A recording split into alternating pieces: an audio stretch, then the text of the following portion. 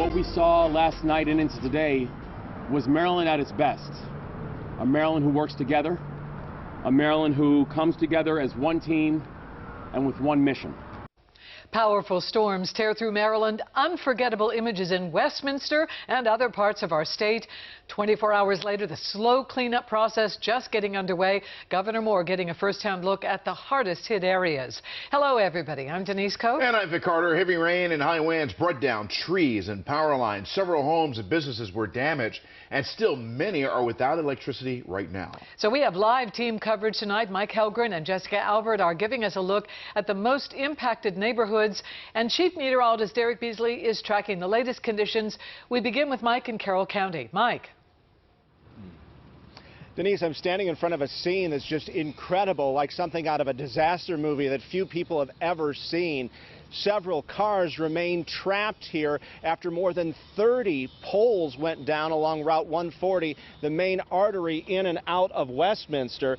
And the really incredible thing, everyone survived. There were no injuries, and we have a survival story for you.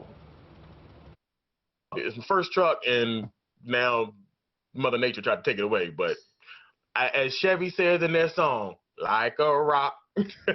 Jeffrey Campbell survived more than 5 tense hours inside his pickup truck.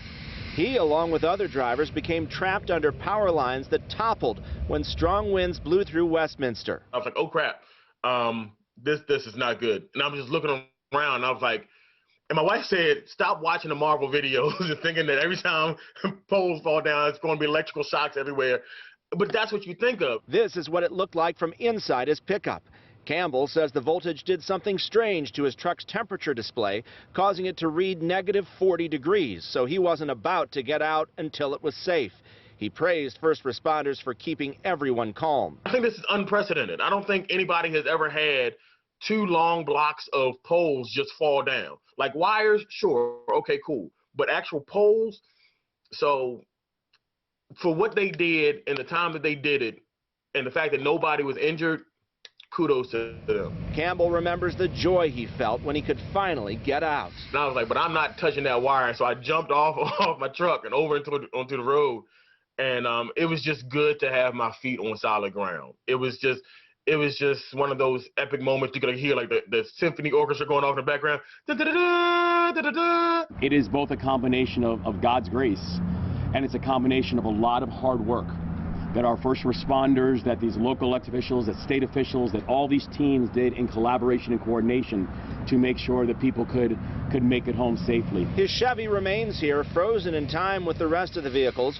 Crews are working to get things back to normal, but it could be days before that happens. Heed the warnings of weather channels and news stations 13 to wherever is in your local area. If they say it's going to be bad weather, it's probably going to be some bad weather. Now, state police have the keys to all those vehicles. They hope that people can get them in the next 2 to 3 days. 80% of people should have power by this evening. You can see some of those down power poles in the other direction here behind me on Route 140.